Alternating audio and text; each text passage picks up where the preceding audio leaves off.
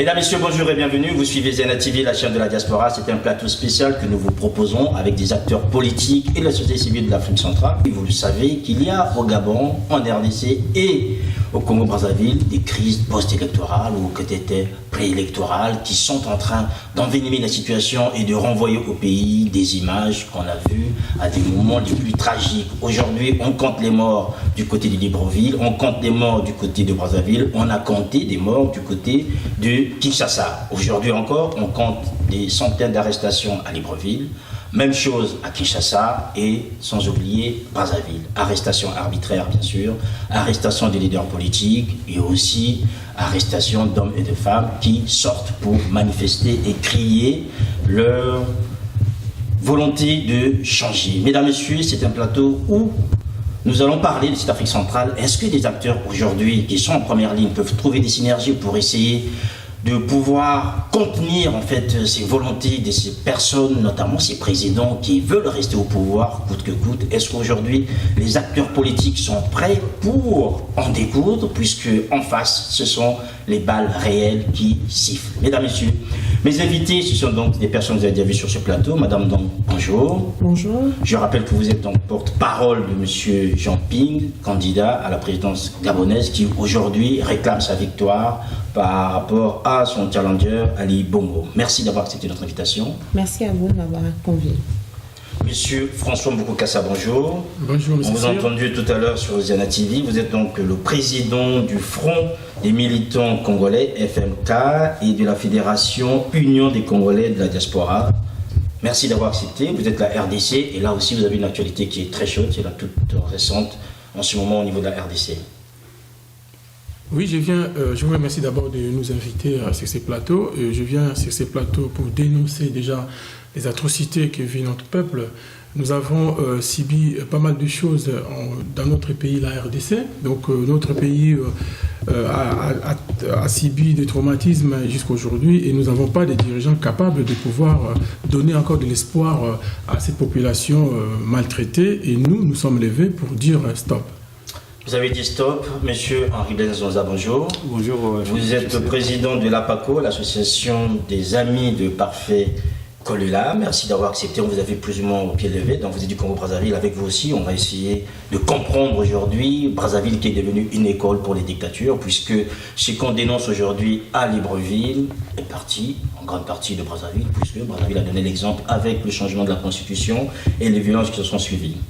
Exactement. Je vous remercie de m'avoir invité ici. Voilà, les présentations sont faites. On a déjà eu une petite intro du côté de la RDC. Laurence, non, alors, nous sommes le week-end. C'était vendredi que la Cour constitutionnelle gabonaise a proclamé, Henri Monsieur Ali Bongo, président du Gabon, avec 50 et quelques % de voix. Aujourd'hui, la situation est quasiment bloquée. Est-ce que vous pouvez nous en faire l'état? La situation au Gabon, nous sommes dans une situation de hold-up électoral, comme ça a été malheureusement le cas plusieurs autres fois. Les résultats n'ont pas été proclamés vendredi. C'est pour dire que nous avons toujours une république. Nous avons à la tête du pays des personnes qui ne respectent pas la loi, pour ne pas dire nous avons un État voyou. Comme il s'inspire du Congo, Brazzaville, comme vous l'avez si bien dit, c'est au cœur de la nuit, à l'heure des cambriolages, que le verdict de la Cour constitutionnelle est tombé. Il devait tomber le 23, mais finalement, il est tombé le 24. Puisqu'il était dans les 1h du matin. Donc, on était le 24, ce qui veut dire que Mme Marie-Madeleine Boronto et sa Cour constitutionnelle ont été anticonstitutionnelles parce qu'elles n'ont pas respecté le délai des 15 jours dans lequel le délibéré devait être rendu à partir du dépôt du contentieux. Donc, et ça augurait déjà tout ce qui allait se passer. Donc, ils ont choisi 1h du matin, l'heure des cambriolages, l'heure où toute personne ne va regarder, ou très peu de personnes vont regarder, parce qu'évidemment, il fallait quelque part contenir les velléités de manifestation de la foule, parce qu'ils savaient très bien que ce qu'ils allaient annoncer n'était pas la justice, n'était pas le droit, n'était pas le résultat du vote des Gabonais. Donc, avant ça, nous savons tous qu'il y a eu des massacres après l'annonce des premiers résultats. Le 31 août, les Gabonais sont descendus dans la rue pour manifester pacifiquement. Ils ont été massacrés. Il y a eu des centaines de morts, des milliers d'arrestations, des milliers de blessés. Et il y a encore des centaines de portés disparus. Les arrestations se poursuivent, les arrestations arbitraires évidemment. On veut décapiter l'opposition, donc on arrête les leaders de l'opposition de façon arbitraire évidemment, sous des excuses, comment je peux dire ça, sur des faits sur qui des sont motifs fallacieux. sur des motifs fallacieux. Voilà, merci, sur des motifs fallacieux. Donc nous sommes là dans une mascarade de contentieux électoral vidé par la Cour constitutionnelle, puisque Monsieur Vincent Hugeux de l'Express, qui est habitué au Gabon et qui d'ailleurs aujourd'hui est interdit de séjour à cause de ces articles sur le Gabon, a sorti un article dans l'Express le même vendredi matin, dans lequel il expliquait bien que la Cour constitutionnelle allait retirer des voix M. Jean-Ping, qu'ils allaient en rajouter à Ali Bongo pour qu'il atteigne les 50%, et c'est exactement ce qui s'est fait. Donc on est dans une situation où on vous vole, vous allez vous plaindre à la justice, et la justice estime qu'en réalité, c'est la personne qui vous a volé que vous devez dédommager, et donc elle doit vous déposséder de ce que vous avez pour le donner au voleur. Donc vous voyez bien que là, on n'est pas dans le droit, on n'est pas dans la justice, et des institutions qui fonctionnent comme ça, c'est une honte pour l'Afrique, et c'est nous faire entrer dans l'histoire à reculons, et ça, nous ne pouvons pas l'accepter.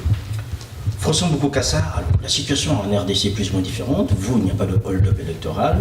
Vous êtes en situation préélectorale. Qu'est-ce qui explique que les violences commencent là maintenant, alors que l'élection devrait avoir lieu au mois de décembre prochain? Je vais revenir aux élections de 2011 déjà, parce que aux élections de 2011, M. Etienne Tshisekedi a gagné les élections, et M. Kabila a fait un hold-up des élections, et il a pris 5 ans de pouvoir sans rien faire.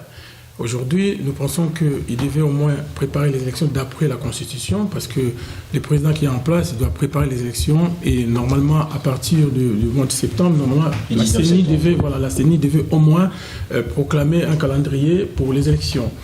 Et nous constatons que monsieur a fait exprès, parce que c'est ce que Laurence disait, si je me permets, donc en Afrique, comme si c'est lui qui a raison, a tort après. Et nous pensons que nous devons dire stop à tous ces systèmes. Nous sommes des jeunes, nous avons besoin que nos pays puissent évoluer. Et je pense qu'il y a la malhonnêteté intellectuelle dans toutes ces histoires, c'est-à-dire que les gens qui prétendent diriger les pays, c'est des gens vraiment des vrais bandits. Et je pense que nous avons vécu, nous tous, en Europe, nous sommes dans les systèmes. Mais comment, nous, en Europe, lorsqu'il y a un problème, lorsque vous avez un problème, la justice est là, mais en Afrique, comme si la justice a des vitesses. Et tous ces présidents-là, ils sont en train de se consulter. On remarque qu'il y a la même chose au Gabon, la même chose au Congo-Brazzaville et la même chose en RDC.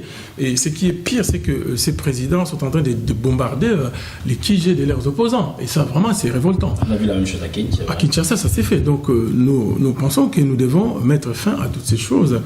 Et nous dénonçons cette répression policière en RDC, et qu'il n'y a pas, chez nous, le peuple est abandonné. Mais moi, ce que je vais interpeller ici, c'est la communauté internationale. Le Congo, depuis 1960, on n'a jamais préparé une classe politique. Et c'est ce que nous voulons maintenant faire, c'est de préparer une classe politique comme en Afrique du Sud. Après Mandela, il y avait une suite. Mais nous, chez nous, on n'a jamais eu un président élu, on n'a jamais eu les transferts de pouvoir. Et c'est ce que nous réclamons. Nous voulons une alternance vraiment apaisée, et une alternance apaisée pour qu'il y ait vraiment un président élu par les peuples, enfin qu'on aura un parlement qui pourrait rédiger les lois. Henri Blaise, la situation du Congo-Brazzaville est toute différente, puisque au Congo, l'élection s'est tenue. Pour les opposants, il a triché, mais en même temps, il a échoué, mais il a gagné. Aujourd'hui, c'est lui qui règne sur le Congo, avec différents mots, notamment dans le pouls aujourd'hui. Déjà, est-ce que vous vous dites aujourd'hui que ce qui se passe ailleurs, finalement, c'est Brazzaville qui a donné le là? Bien sûr, moi je pense que Brazzaville apparaît aujourd'hui comme le noyau dur du hold-up électoral, le laboratoire du hold-up électoral. Vous voyez bien qu'avec ce qui se passe au Gabon, il y a des similitudes au niveau de la Cour constitutionnelle ou bien du Conseil constitutionnel. Mais au niveau de la proclamation des résultats, chez nous, au Congo, les résultats ont été proclamés à 2h30 du matin. Au Gabon, c'est à 1h du matin. Donc, voilà, on fait de telle sorte que les gens dorment et puis vous programmez les résultats. Le Conseil constitutionnel, chez nous, le Conseil constitutionnel est totalement contrôlé par le pouvoir en place de M. Sassou Nguesso. Donc, même parfait que là, en déposant son recours, il était dans la même disposition que Ping, qui savait qu'effectivement la réponse devait être favorable, mais comme il fallait épouser les voies de recours, et puis sous les conseils des... Conseillé par la communauté internationale aussi. Par la communauté internationale aussi. Malheureusement, chez nous, parfois, qu'on a été incompris quand ils avaient fait ce recours.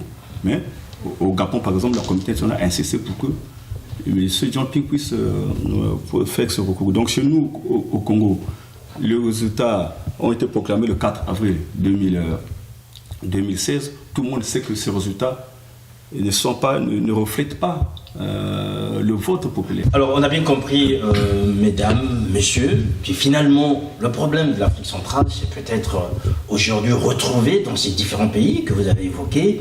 Les dominateurs communs, qu'est-ce qui explique qu'on arrive dans ce coin de l'Afrique à avoir des réalités qui se reproduisent aussi facilement, alors que sur d'autres coins du continent, les choses se passent aisément sans pour autant qu'il y ait toujours des hommes et des femmes qui tombent sous les balles. Laurence, quelle est votre analyse en fait aujourd'hui dans la perspective politique de la sous-région Afrique centrale? Pourquoi ça ne marche pas là, alors qu'ailleurs ça marche?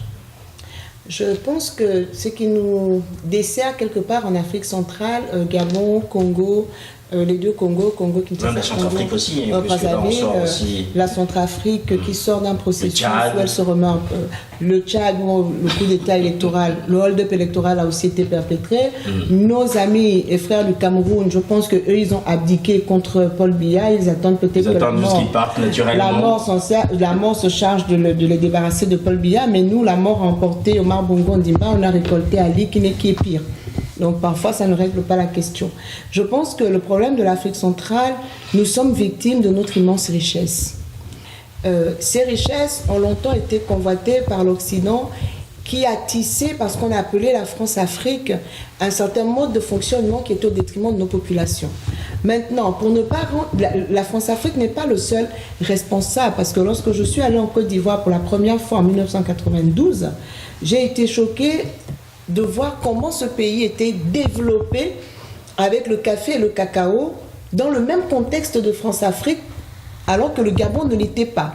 Donc nous avons aussi là un problème avec nos dirigeants, ceux qui sont mis à la tête de nos pays, parce que M. Houphouët-Boigny, on le reconnaît tous aujourd'hui, même si on peut lui reprocher des choses, mais il avait porté la Côte d'Ivoire à un certain niveau de développement. La Côte d'Ivoire avait l'autosuffisance alimentaire, il y avait des infrastructures qui n'existaient pas, par exemple, au Gabon. Donc nous avons eu de piètres dirigeants qui ont confisqué le pouvoir, qui ont mis en place des systèmes qui font qu'aujourd'hui, on a eu du mal à s'en défaire. Et il faut donc une nouvelle génération de personnes une population qui doit être même rééduquée, parce que c'est justement l'une des choses dont je parle dans mon livre, c'est qu'on a embrigadé les populations à tel point qu'on a comme une sorte de syndrome de Stockholm, où on est ami avec son ravisseur. Ali Bongo a vili le peuple, mais pour ces meetings, les gens vont venir applaudir parce qu'on va leur donner un t-shirt et 5 000 francs. Donc les gens vont vendre leur carte d'électeur contre un congélateur parce qu'il y a un problème d'éducation qui n'a pas été fait à la base. Donc ce sont des systèmes installés depuis si longtemps qu'il faut, pour les déboulonner, beaucoup de travail. Parce que là, au Gabon, nous allons certainement obtenir l'alternance au pouvoir, mais pour obtenir la rupture, nous allons devoir faire un travail d'éducation des populations énorme pour pouvoir changer les mentalités à cause du système qui a prévalu depuis 50 ans. François Bokukassa, la RDC, c'est quasiment un pays continent immense, toujours avec des richesses aussi très importantes, convoitées par ses voisins. On sait ce qui se passe dans le Nord Kivu. Pour vous, aujourd'hui, est-ce que les richesses constituent l'élément fondamental dans la situation politique actuelle de l'Afrique centrale, comme l'a dit Madame Dong? Je dirais oui. Nos richesses, surtout pour nous, rien que les minéraux, parce que la RDC, c'est un pays immensement riche. Mais la population est la population la plus pauvre. C'est le même schéma partout. Hein, voilà. Donc, en regardant un peu les Gabons, c'est vrai qu'il y a un petit plus par rapport à la RDC. Parce que chacun tourne un peu chez l'autre. Par rapport à l'immensité des richesses, quand même. Nous, c'est encore plus parce que nous, déjà, celui qui est à la tête du pays, c'est pas un Congolais. Je ne vois pas comment il pourrait se soucier de sa propre. Parce que nous, c'est prouvé. Nous, c'est prouvé que cet homme est arrivé avec le bot des AFDEL. Donc, il est arrivé avec les bottes des jardiniers. Il était dans les sacs, dans la valise de l'armée rwandaise avec le dirigeant rwandais. Et nous avons même, je pense que vous pouvez vous souvenir qu'il y avait Kabarebe qui était les chefs d'état-major, qui est maintenant aujourd'hui ministre de défense au Rwanda. Donc tout ça, c'est vraiment des choses. Il faut faire un bilan. Je pense qu'avec le Rwanda, aujourd'hui, le Rwanda est passé comme si c'était un pays, qui fournit des minéraux, mais le Rwanda, il a que son sol. Et comme si ce pays est maudit parce que, la limite, quand vous voyez, ils sont en train de chercher avec les accords de l'Émirat qu'ils ont fait avec le fait Laurent Désiré Kabila père, donc qui est venu avec eux, et avec les accords de l'Émirat, donc ils ont dit dispatcher la terre, une partie de 300 km en partant du Rwanda. Et nous sommes là comme le soldat du peuple. Nous avons réfléchi, parce qu'au départ, les Congolais faisaient que danser, ils partaient à l'église, et nous avons réfléchi. Moi-même, étant pasteur, j'ai dit, non, il ne faudrait pas que je continue à réfléchir dans cette façon-là, dans ce sens-là. Nous avons commencé à faire l'étude du peuple, comme disait Madame Laurence, conscientisation d'abord de la population, pour les faire, parce que tous ces régimes-là utilisent encore, comme nos artistes, comme vous savez, la musique laïroise, culturellement, c'est une musique qui est connue dans le monde, tout ça, mais surtout en Afrique et partout.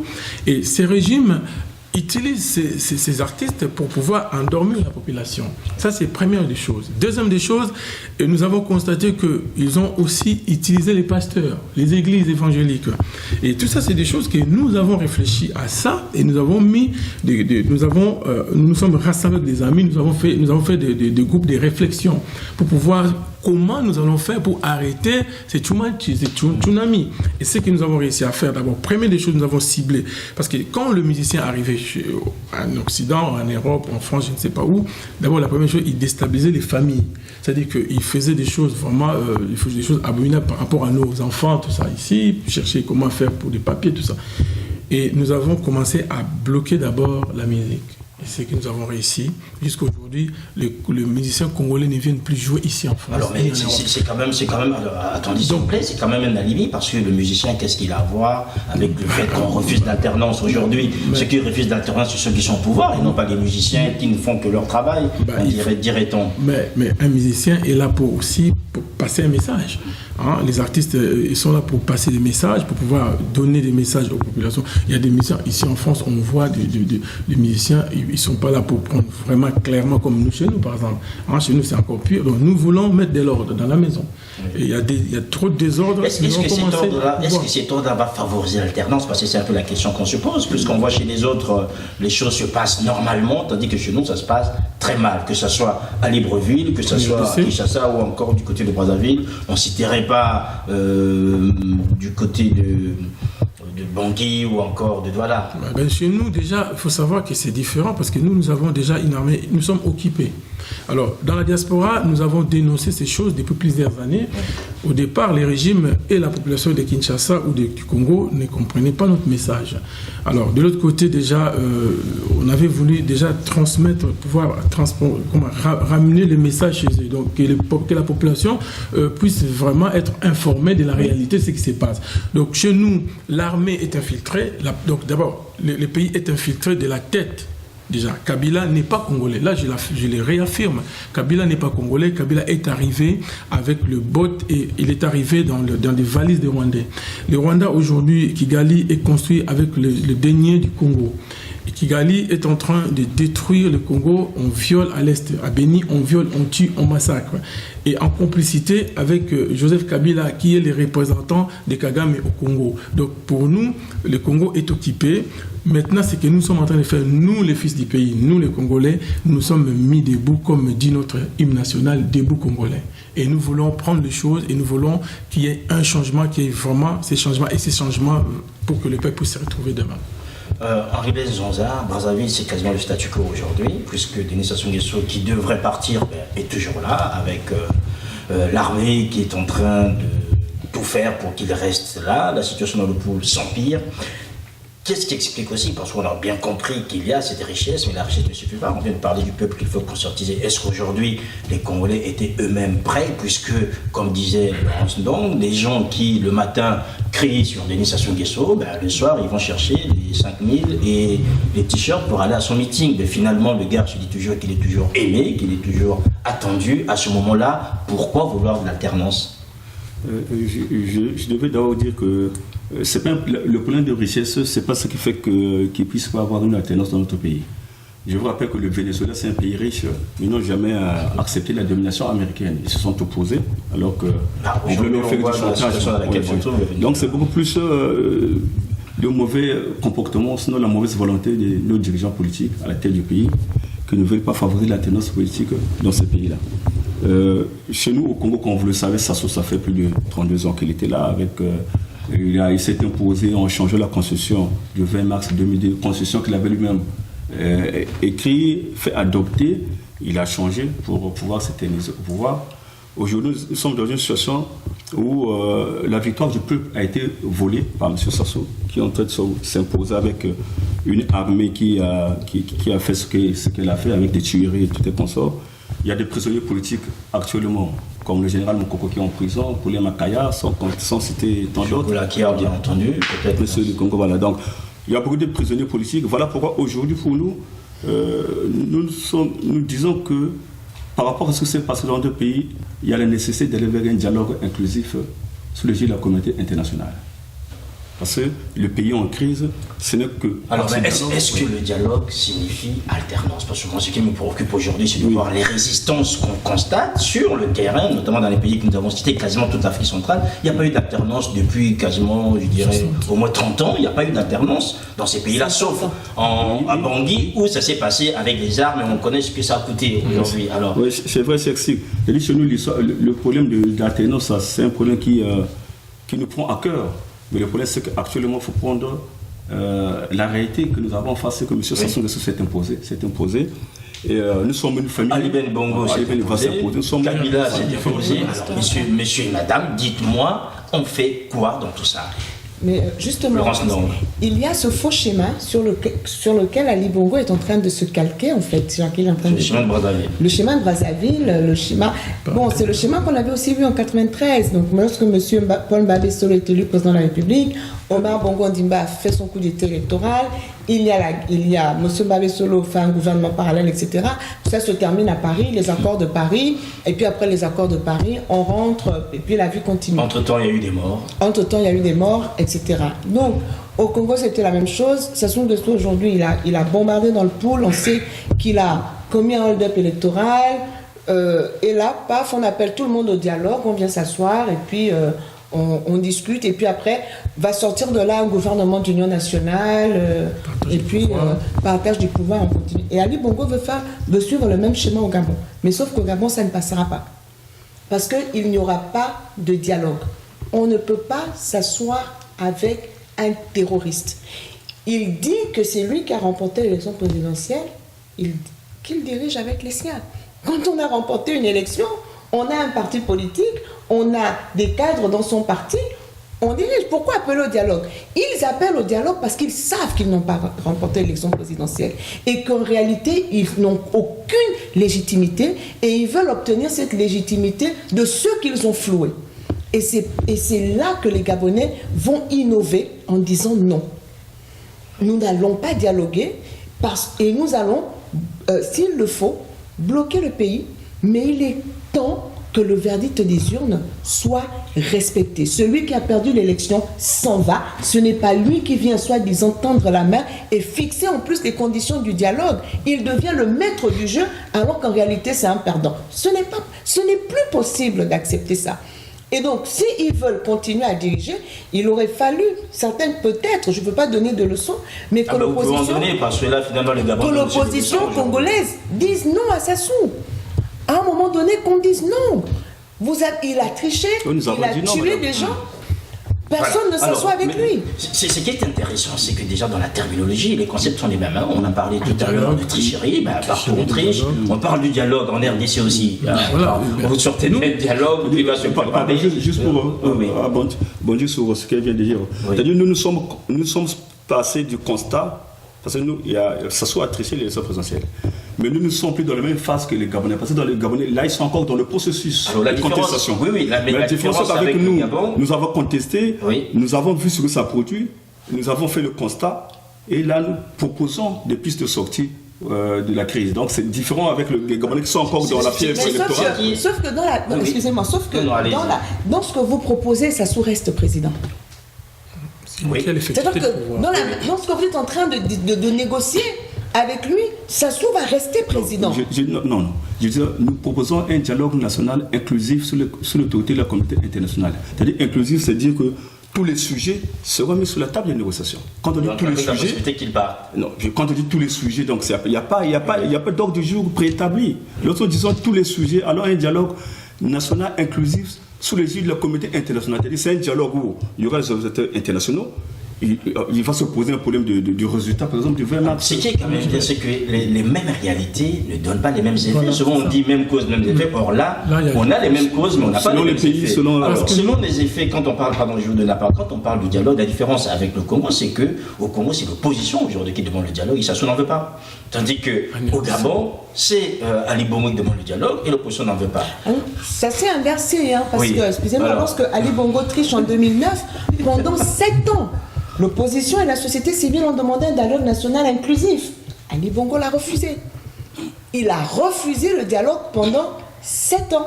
Maintenant, en juillet dernier, il rassemble les 2 chambres du Parlement en congrès pour faire son autocongratulation et dire comment son bilan est élogieux, quoique catastrophique et calamiteux.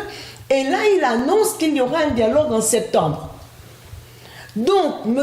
Ali Bongo était déjà en train de nous annoncer qu'en septembre, il sera président.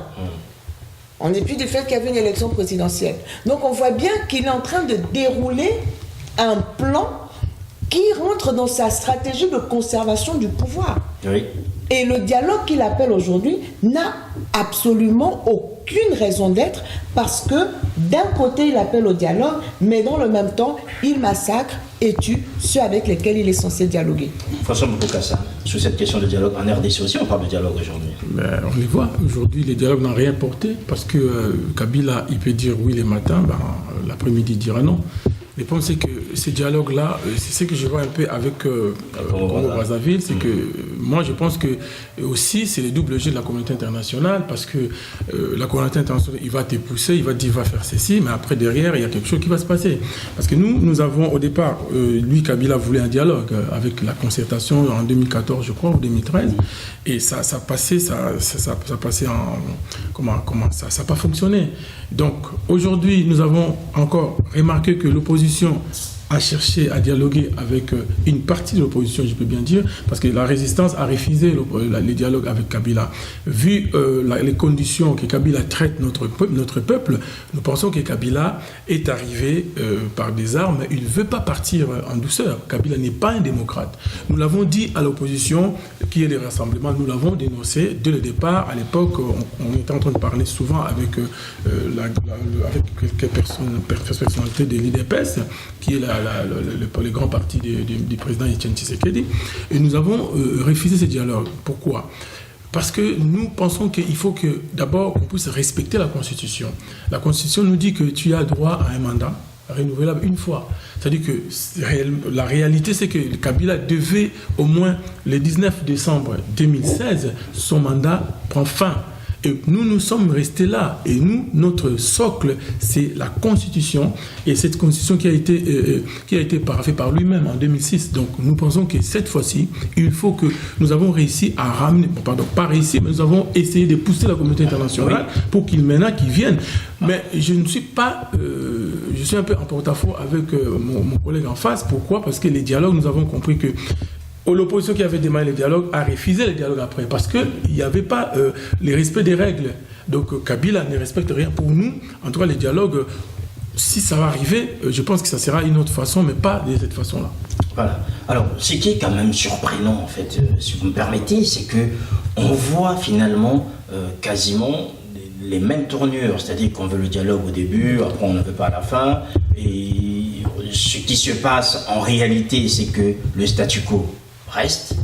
Aujourd'hui, la situation du Congo-Brazzaville est quasiment dans le statu quo. Ça se continue à faire son travail normalement. On voit aussi que la réalité au niveau des populations, il n'y a rien qui a bougé.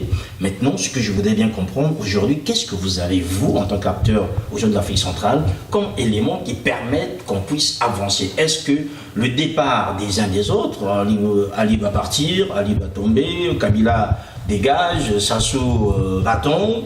Après, on fait quoi concrètement? Qu'est-ce que vous avez aujourd'hui comme projet? Parce que vous avez dit tout à l'heure, Laurence, non, qu'une fois qu'ils sont partis, ces gens-là, mais le système qu'ils ont imposé reste toujours là. Il reste présent et pesant sur la vie du pays. Qu'est-ce que vous avez, vous, aujourd'hui? Parce qu'on sait que quand un pays réussira, les autres peut-être prendront de la graine. Qu'est-ce que vous avez comme élément au niveau de l'Afrique centrale pour que ces réalités disparaissent, peut-être pas à tout jamais, mais qu'elles soient atténuées dans les différents pays tels qu'on les voit s'exprimer aujourd'hui, Laurence Long? Nous avons l'avantage au Gabon, et on l'a souvent dit, oui, M. Ping était dans le système, Oyemba était dans le système, mais nous avons l'avantage d'avoir des personnes justement qui ont été dans le système et qui le connaissent bien. Moi, j'ai passé très peu de temps dans le système, puisque j'ai travaillé 3 ans au Parti démocratique gabonais, et ce que j'y ai vu, je l'ai mis dans ce livre. Donc j'ai fait une analyse de ce que j'ai vu, des pratiques, des mentalités et de comment on pourrait les faire évoluer. Donc aujourd'hui, nous avons une réflexion qui est là et que nous sommes capables de mettre en œuvre. La seule chose qui nous a manqué jusqu'à présent pour développer nos pays, c'est la volonté politique. Quand vous prenez l'exemple du Burkina avec Thomas Sankara, en 4 ans, il a trouvé un pays qui était déficitaire sur le plan économique. Lorsque Thomas Sankara est tué, le budget du Burkina est excédentaire. L'exercice budgétaire est excédentaire. Donc, en 4 ans, il a réussi à redresser l'économie d'un pays qui n'avait aucune ressource et qui vivait de l'aide internationale. Donc, avec la volonté politique, au Gabon, aujourd'hui, il y a des experts en différents domaines. Il y a des compétences, il y a des intelligences. Il suffirait de les mettre en œuvre. Il y a des programmes. Monsieur Ping n'est pas candidat, n'a pas été élu sur la base du vide. Il a quand même été élu sur la base d'un projet de société. Le Gabon à l'abri du besoin, le Gabon à l'abri de la peur. Dans ce projet de société, il y a un volet économique dans lequel on explique comment nous allons redresser l'économie du pays. On explique comment on va prendre en main l'éducation des populations et les autres secteurs clés du développement. Donc nous ne partons pas de rien. Nous partons d'une volonté et nous partons avec des programmes. Ce qui est la différence avec ceux qui nous ont précédés, c'est que Ali Bongo Ondimba, par exemple, est venu avec un super projet de société, l'avenir en confiance, qu'ils ont traduit dans le plan stratégique Gabon émergent, mais ce plan stratégique Gabon émergent n'a jamais été mis en œuvre. Et pourtant, c'est un plan qui est super. Moi, je le connais presque par cœur, le PSGE, le plan stratégique Gabon émergent. Mais il n'a pas été mis en œuvre. Pourquoi ? Parce que la volonté politique a manqué, parce qu'on a privilégié une fois de plus les détournements de fonds publics, on a privilégié le clientélisme, le népotisme, la démagogie. C'est ça notre problème aujourd'hui, la malgouvernance. Donc si on a des gouvernants qui sont aguerris et qui veulent véritablement le bien de leur pays, nous allons y arriver. Mais c'est pour cela qu'il est indispensable que nous changeons de dirigeants. Mais comment disséminer en fait ce grain au niveau de l'Afrique centrale? Nous sommes dans un coin de l'Afrique où les forêts sont luxuriantes. Comment est-ce que la volonté qui est la vôtre aujourd'hui, d'après ce que vous dites, arrivera à essaimer dans d'autres pays? Parce que quand on voit les réalités de violence sont les mêmes, mais les réalités en termes de réussite, mais on ne les partage pas. On les partagera. Vous savez, nous sommes dans un monde aujourd'hui qui est médiatisé. Nous sommes dans un monde qui est médiatisé. Regardez, la preuve, c'est que nous sommes déjà autour de cette table de différents pays. On est déjà en train d'échanger. Donc, si on ne peut pas traverser la forêt, de part et d'autre, il y a WhatsApp. Peut-être par rapport du boa, des choses comme ça. De part et d'autre, il y a WhatsApp, il y a Facebook, il y a un monde qui se rejoint. Lorsque au Congo-Brazzaville, M. Sassou Nguesso a coupé les télécoms, les téléphones, etc., comment nous on a fait pour avoir par exemple les procès-verbaux de Brazzaville? Parce que les activistes avaient pris des puces au Congo-Kinshasa. Oui. Et donc par le roaming, ils avaient le téléphone et Internet à Brazzaville. Donc on a des moyens de communiquer. Nous avons simplement eu le malheur d'avoir de piètres dirigeants, des personnes foncièrement mauvaises qui sont des accidents dans l'histoire de nos pays, et il est temps qu'on les change. Je suis à peu près convaincu, pas à peu près, je suis tout à fait convaincu que changer de dirigeant résout déjà plus de 80% du problème. partagez cet avis, changer de dirigeant, ça suffirait. Si Kabila partait Non, ça demain, ne suffit pas, mais c'est une bonne partie si Kabila du partait problème qui est demain, c'est sûr résolu. que le Congo béni sera libéré, Kivu aussi, tout ira en paix. C'est pas seulement la personne de Kabila, mais c'est le système. C'est-à-dire que pour nous, en RDC, il y avait déjà les Mobutistes qui ont rejoint Kabila, qui ont eu du mal à vivre en exil, donc qui sont revenus au pays faire les lits de Kabila. Et Kabila, tu peux dormir là, nous on est là pour te soutenir. Alors, je pense qu'il faut d'abord une rupture. Pour nous, chez nous, c'est pire parce que depuis 60, on n'a jamais eu une alternance politique apaisée. Au Congo, Brazzaville, ça est venu aussi au nom de la rupture. Si voilà, bon. Il est revenu. Et je pense que... Ali Bongo aussi voulait changer les choses. Donc cette rupture, chez nous, vraiment, on en a besoin. Pourquoi? Parce qu'il faut déjà donner un élan au pays. Le pays, c'est un grand pays au cœur de l'Afrique qui peut aussi faire vivre d'autres pays qui sont autour de nous.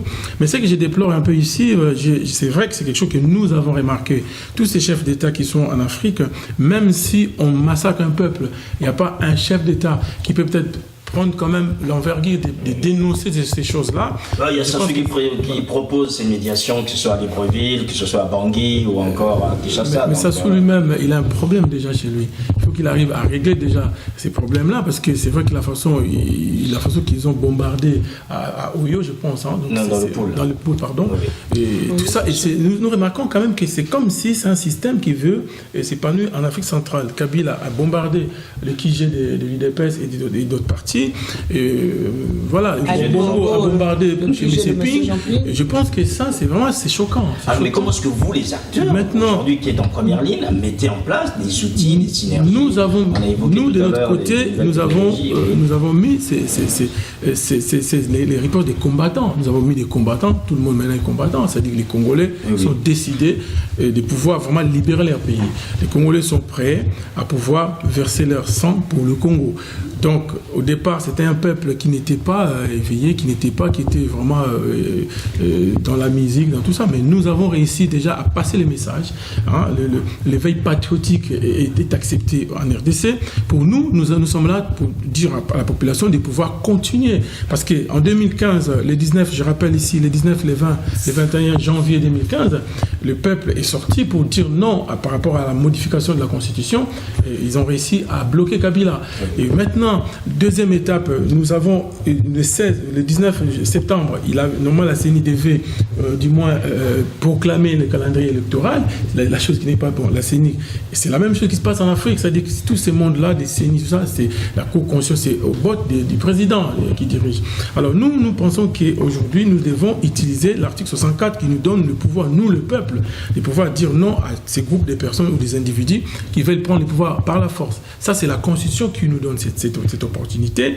Alors nous partons comme ça avec Kabila jusqu'au bout. Kabila, il a été soutenu, on peut le dire aujourd'hui que Kabila commence à être vomi, mais nous garantissons aussi la communauté internationale de leur dire que, mais attendez, c'est vrai que ces régimes ne respectent rien du tout. Vous, la communauté internationale, vous êtes en train de soutenir cette personne, mais le peuple est contre vous parce que le peuple dit que c'est vous qui soutenez cette personne, mais en même moment que lui, il est président, il devait au moins s'occuper de son peuple. Oui. Voilà, donc, alors, une fois qu'on a dit ça, on voit quand même que la réalité est têtue. Je reviens sur la réalité, c'est que sur le terrain, c'est quasiment autre chose. Du côté de Brazzaville, la communauté internationale Blaise Nzonza s'est levée, a condamné, a dit tout ce qu'on pouvait dire, et pourtant, Sassou reste toujours là. Est-ce qu'aujourd'hui, puisque on voit quand même dans cette partie de l'Afrique des choses qui se font, est-ce que vous, du côté de la PACO, ou encore aujourd'hui en tant qu'acteur, puisque vous êtes ici 3 acteurs de pays différents, vous voyez aussi des pistes pour faire en sorte que les réalités puissent changer, quel que soit le pays, quand on est dans une phase d'alternance telle que les démocraties le proposent? Déjà ici, monsieur Sir, au niveau de la diaspora, il y a une montée très positive du panafricanisme au niveau de la place de Paris. Et on a vu pas mal. Il y a eu des marques. Donc, il y a une conscience collective de la diaspora. Donc c'est toujours la diaspora finalement. La diaspora, je crois que la solution pourra partir d'ici aussi.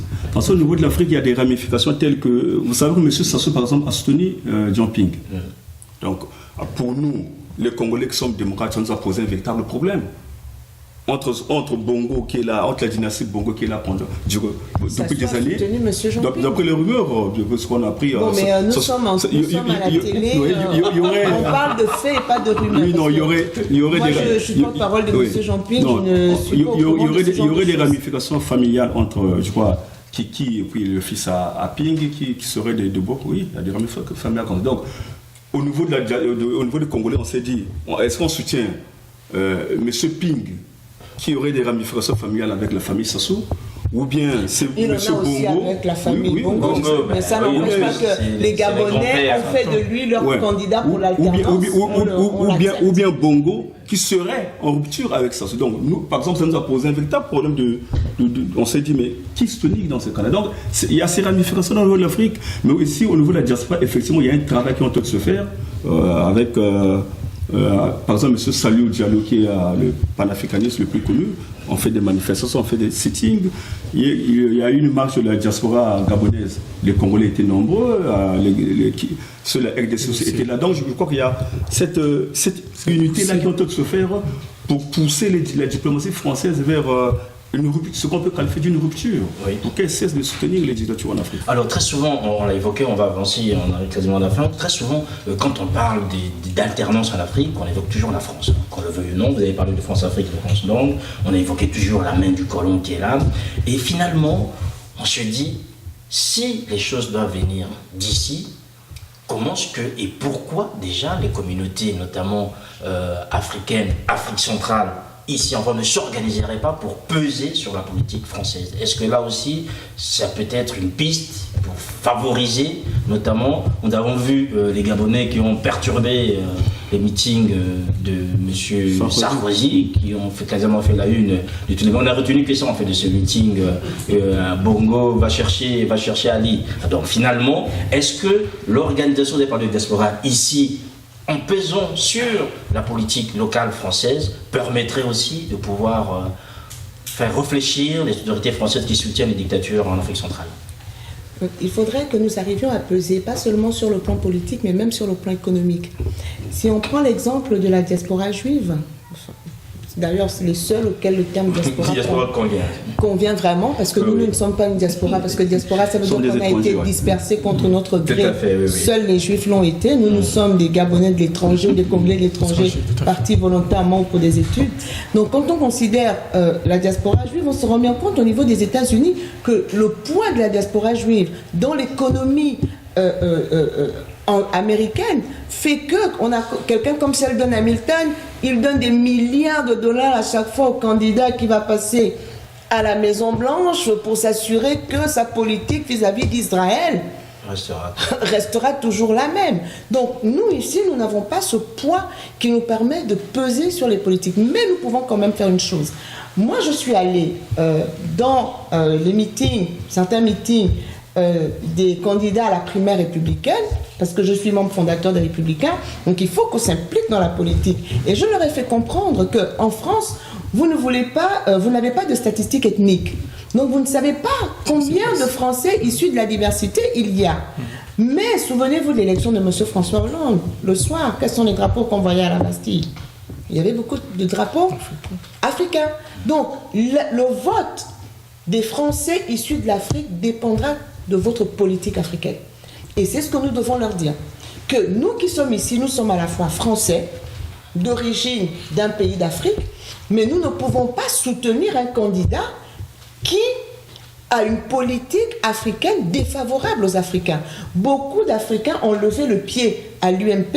À l'époque, est devenu républicain à cause de la politique africaine de Sarkozy. Son discours de Dakar en a découragé plus d'un. Il a décidé d'épouser les thèses de l'extrême droite. Ça en a découragé d'autres. Et aujourd'hui, ce qu'il a fait en Libye, les Africains le gardent aussi au travers de la gorge. Après avoir déroulé le tapis rouge à Muammar Kadhafi, on aurait pu reprocher des choses à Kadhafi, mais on se rend compte aujourd'hui que la manière dont les choses ont été gérées en Libye n'a fait que déstabiliser la Libye plus que cela ne lui a fait du bien. Donc il est important que les Français d'origine africaine s'impliquent en effet dans les partis politiques, qu'on leur montre qu'on a un poids. Parce qu'ici, c'est une démocratie. L'élection se gagne au nombre de voix. Donc si nous montrons que nous sommes une population électorale assez nombreuse qui peut faire basculer un vote, je vous assure, ils réfléchiront à 2 fois. Ils ne répondront pas comme M. Sarkozy a répondu aux étudiants gabonais en leur disant « Ici, c'est la France, on parle de la France. Si vous voulez parler du Gabon, retournez là-bas. » Ce sont des propos extrêmement condescendants, méprisants et indignes de quelqu'un aujourd'hui qui veut être président. Et nous allons faire campagne pendant cette primaire pour que Nicolas Sarkozy ne soit pas le candidat des Républicains. De toute façon, c'est déjà un échoué. Il a déjà perdu une présidentielle.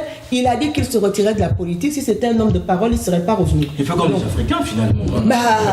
Nicolas Sarkozy, j'ai comme l'impression que s'il avait pu faire de la France une dictature, il aurait fait comme beaucoup en Afrique. Mais bref, on ne parle pas que de Nicolas Sarkozy, oui. Mais il est important quand même que les Africains apprennent à vraiment s'implanter en France pour avoir un poids sur le plan politique, sur le plan économique, et c'est comme ça aussi que nous allons peser sur les choix politiques de la France et pas simplement en manifestant dans les rues. François Mboko-Kassa, sur cet aspect lié à la place de la diaspora, on a bien compris qu'aujourd'hui les choses se font en France. Bon, en RDC, c'est vrai que la Belgique a aussi un poids très important. Les diasporas doivent se mobiliser et avancer dans ce sens-là et peser sans doute sur les politiques locales parce que aujourd'hui, les gens qui ont leurs intérêts là-bas les garderont toujours. Entre-temps, le peuple continuera toujours à souffrir. Bien sûr, le problème c'est qu'il faudrait que ceux qui ont la double nationalité puissent, c'est vrai, peser dans tout ce qui est organisation politique dans des pays qui nous ont réussi. Donc je conseillerais à nos frères de pouvoir vraiment essayer d'avancer dans ce sens-là. Mais bon, c'est vrai que les gens ont besoin de rentrer chez eux quand même. Hein. Donc si de l'autre côté tout se passait au mieux, je pense que les gens ne pourront pas rester dans toutes ces galères. Donc nous pensons qu'il faudrait aussi que les Occidentaux puissent écouter nos messages. Nous avons milité. Regardez, il y a partout, il y a des journaux, il y a tout ça. Donc on a fait, nous, depuis des années. Hein, moi, ça fait pratiquement 5 ans que je suis en train de donner à fond. Je laisse mes enfants 2-3 jours. C'est trop dur. Mais à un moment, nos pays, nos peuples aussi ont leurs droits. Il faut qu'ils soient respectés. Et il faudrait que la France puisse aujourd'hui élever sa voix parce que la France a joué aussi pas que des rôles qui sont positifs. Il a joué des rôles. Maintenant, il faut peut-être donner la main à cette nouvelle génération qui veut que les choses changent. Et nous sommes prêts pour pouvoir gérer nos pays. Et parce que nous sommes ici, nous vivons avec les Français. Nous voyons comment ils sont organisés chez eux. Pourquoi pas donner la chance à l'Afrique de pouvoir aussi évoluer. Et voilà notre souhait, c'est de pouvoir continuer. Pour nous, en RDC, nous sommes en contact avec beaucoup de frères du combat. C'est-à-dire que nous travaillons toujours, nous continuons à aller dans des chancelleries. Et c'est vrai que la Belgique, c'est notre ancienne colonie. Moi, personnellement, j'ai des contacts avec les autorités belges. Souvent, on est en train d'être ici souvent chez eux pour continuer, bien que nous savons aussi qu'ils ont leurs intérêts, mais nous continuons à dire des choses, à dénoncer ce qui se passe chez nous. Parce que Kabila, pour nous, il doit partir. Moi, j'appelle ici sur ces plateaux, et je remercie la Télésiana de pouvoir nous inviter et de pouvoir nous donner l'occasion de pouvoir encore parler encore. C'est ce que nous allons continuer à faire. C'est de pouvoir dire au peuple qui s'est élevé, ce peuple qui s'est élevé le 19 septembre, le 20 septembre, il va continuer à pouvoir avancer. Et moi, je porte mon soutien au rassemblement du Kinshasa, les opposants qui sont à Kinshasa, en particulier Martin Fayulu qui a été, vous avez vu, qui a été vraiment déformé des visages. Donc c'est quand même grave la violence, et nous dénonçons cette violence et nous demandons le départ de Kabila. Il ne faut pas que les peuples baissent les bras. Moi, j'appelle le peuple à s'élever encore et à mettre en pratique l'article 64 qui nous donne l'autorisation de bloquer et de barrer la route à ces régimes sanguinaires qui tuent, qui violent et qui massacrent notre peuple.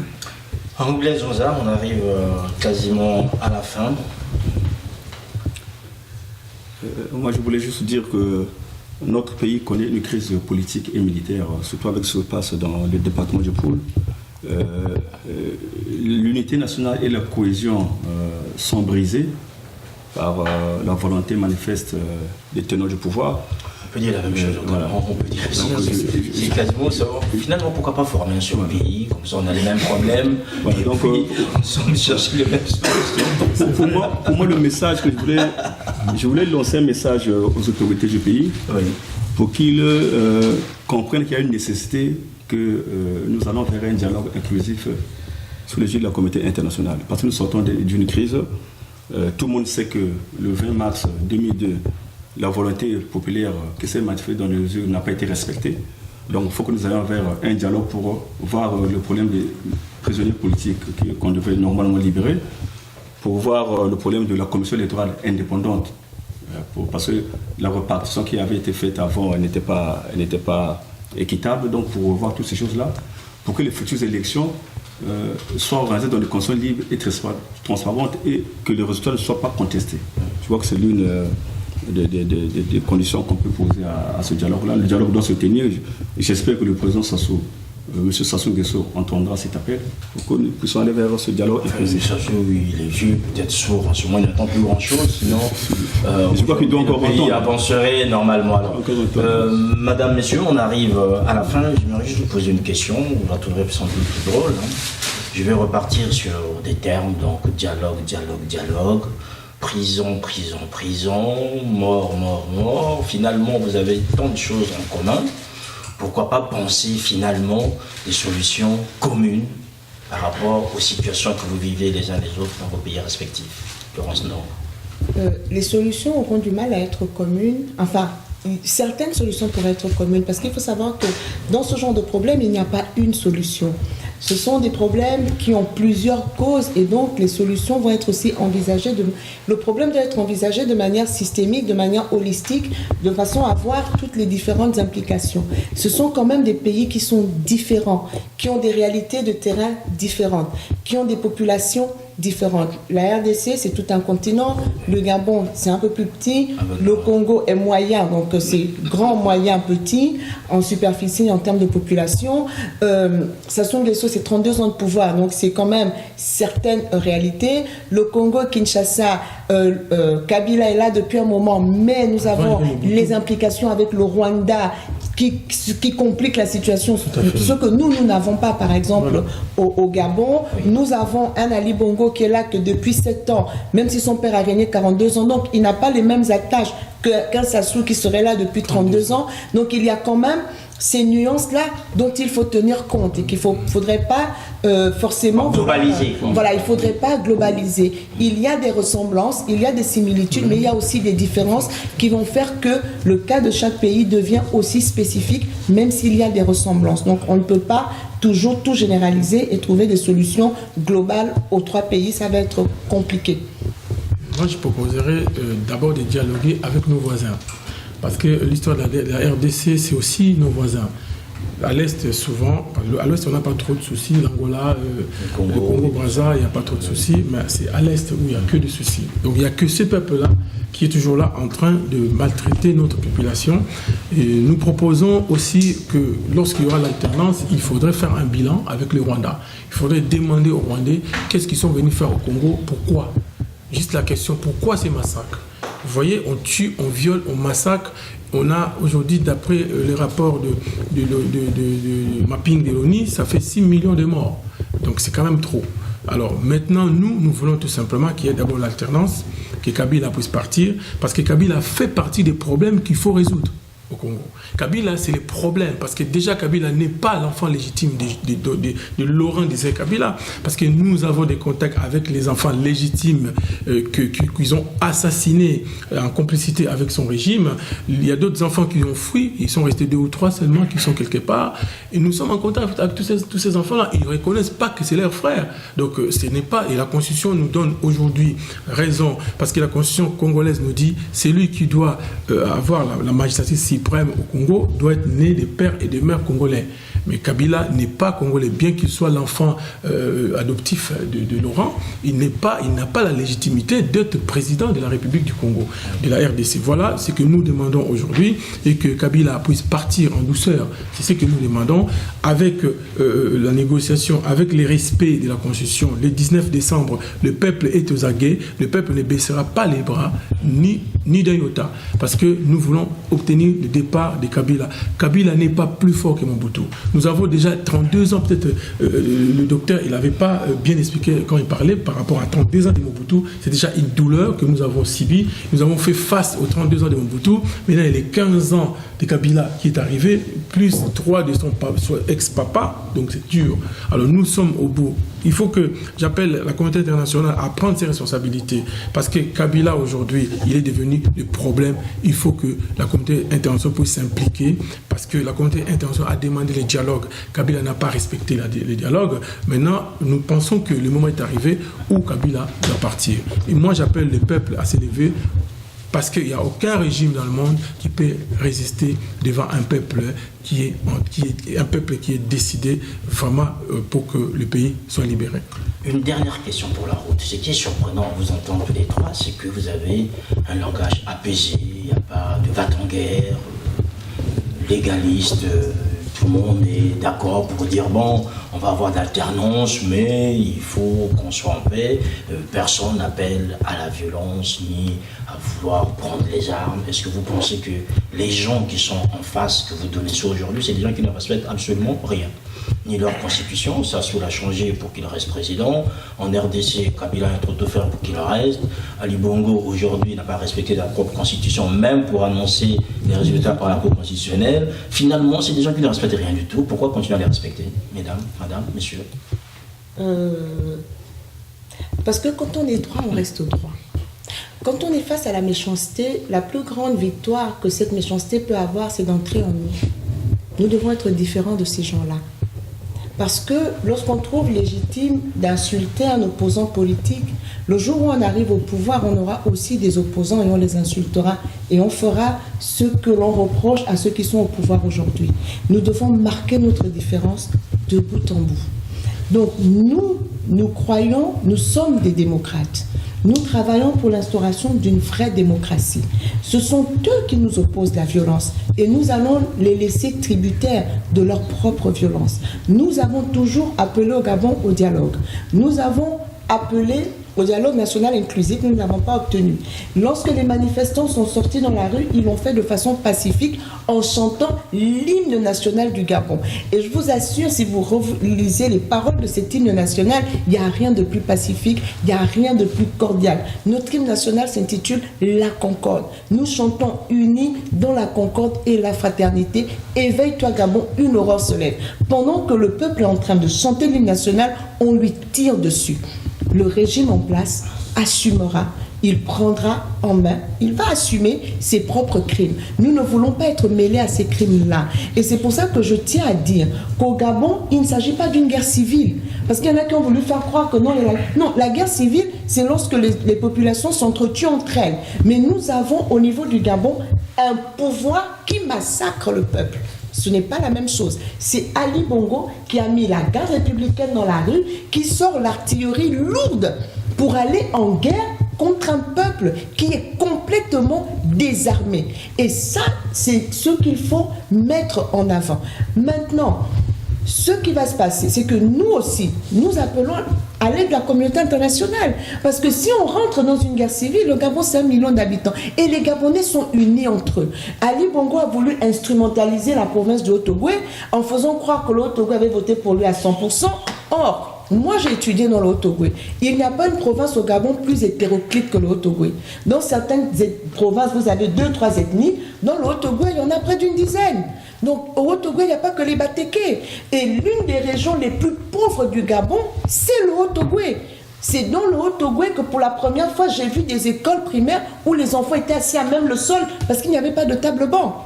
Donc, vouloir faire croire que tout le Haut-Togo est derrière lui, c'est instrumentaliser cette province justement pour vouloir créer la guerre civile, pour vouloir que les Gabonais et les autres se révoltent contre le Haut-Togo. Mais nous ne sommes pas tombés dans ce piège. Le Gabon est resté uni. Les Gabonais sont unis entre eux et il y a un pouvoir qui va en guerre contre un peuple qui est unis. Et donc, face à cela, chaque Gabonais aujourd'hui se considère comme un résistant. Chaque Gabonais doit se considérer comme un résistant. Mais nous appelons la communauté internationale à prendre ses responsabilités. Parce qu'aujourd'hui, Ali Bongo se fiche de tout le monde.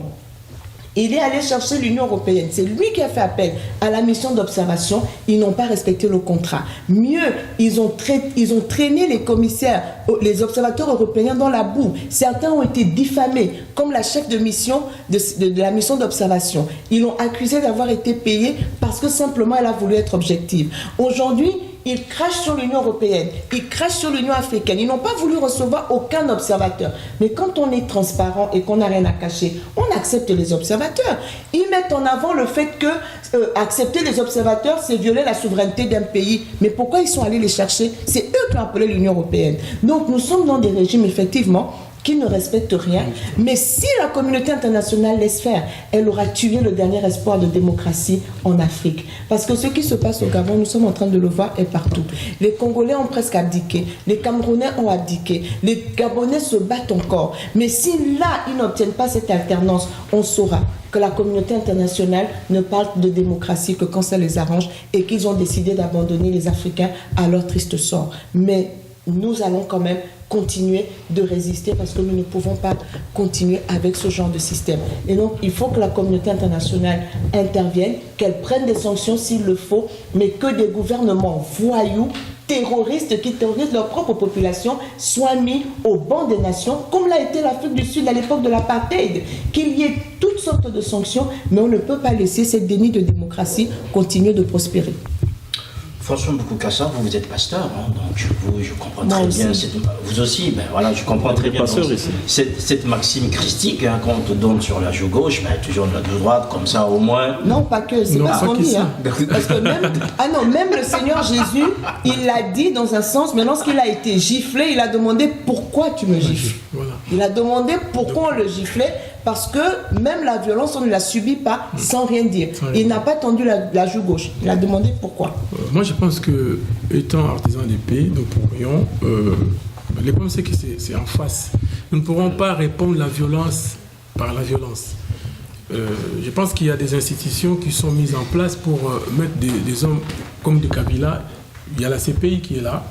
Moi, j'appellerais ici que la CPI puisse vraiment envoyer des observateurs au Congo, en RDC, pour pouvoir constater le crime atroce que M. Kabila est en train de faire subir à sa population. Donc moi, étant un homme de l'Église, je me suis dit que je trouve ça vraiment anormal que je puisse continuer à prêcher un peuple et on massacre ces peuples-là. Donc j'ai pris congé à mon activité pastorale pour m'investir plus dans ce que je suis en train de faire, d'aller affronter les réels. C'est-à-dire que nous sommes peut-être souvent sur nos chairs pour prêcher, mais je pense qu'un homme de Dieu ou une femme de Dieu doit faire ces combats, que je remercie aussi ma sœur qui s'implique pour défendre la population, parce que c'est ça le rôle vraiment de la chrétienté. Hein. Parce que Jésus, je ne suis pas là pour prêcher, quand il était venu, il nous a apporté le message de paix. Et bien c'est ces messages de paix que nous voulons que nos peuples aussi puissent se retrouver. Nous ne pourrons pas dire que moi, je vais devenir demain président de la République pour mon ventre à moi. Non. Comment je peux accepter de manger et l'autre qui est à côté de moi n'a rien du tout. Et ça, c'est ces choses-là que nous voulons, qu'il y ait vraiment une rupture et que le mal... Vous savez, j'ai vu un président, je ne sais pas, d'un pays de l'Est, de l'Afrique, Zambie, je crois, ou je ne sais plus quel pays, j'ai vu une image comme ça sur le net, qui priait avec son peuple.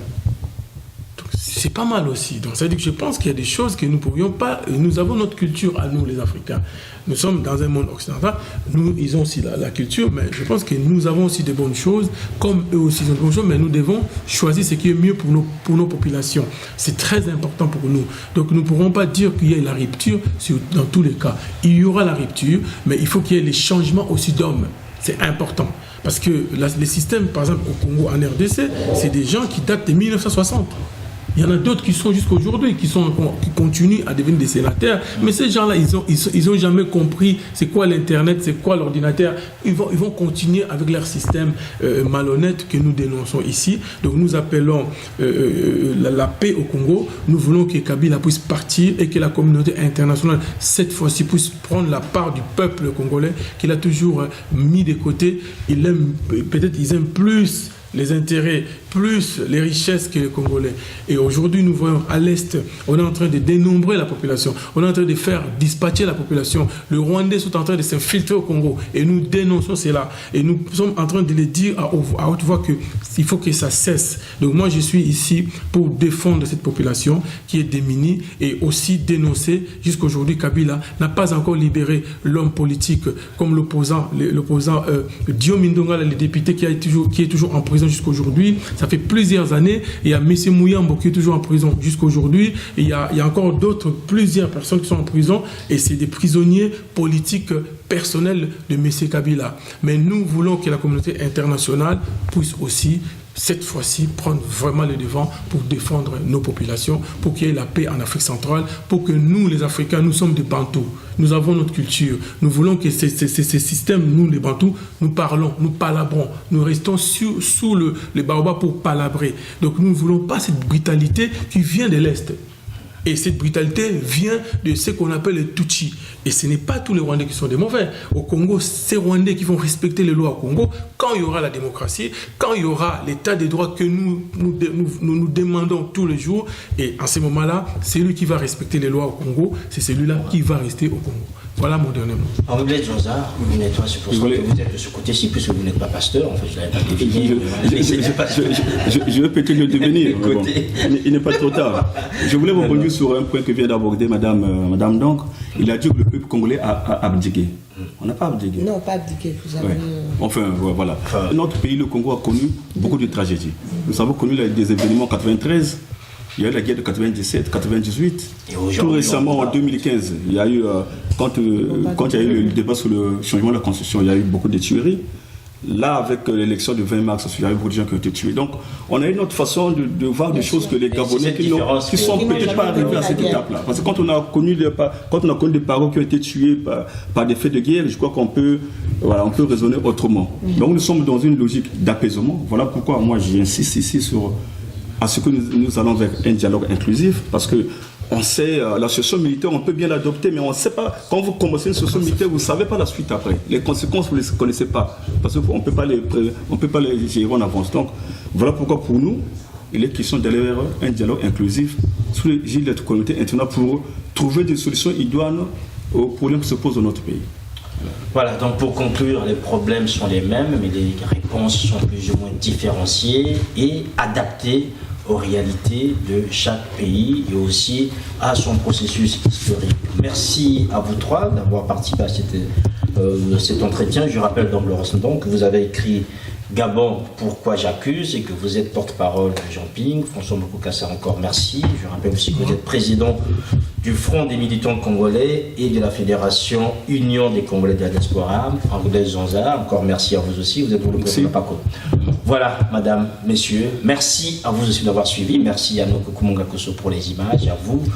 De plus en plus nombreux à suivre Ziana TV, nous continuerons bien sûr à vous proposer de l'actualité sur ces différents pays, puisque désormais Ziana TV aussi va se mettre à l'heure panafricaine, étant donné que les problèmes et les outils devront être les mêmes pour tous les pays, afin que nous vous sensibilisions sur les différentes solutions qu'on trouvera peut-être. Aujourd'hui, les Gabonais sont en première ligne et debout, et espérons que l'action des Gabonais apportera quelque chose ou de l'eau au moulin des Congolais, que ce soit d'un côté ou de l'autre du fleuve Congo. Merci encore, portez-vous bien et à la prochaine fois. Merci. Au revoir. Merci.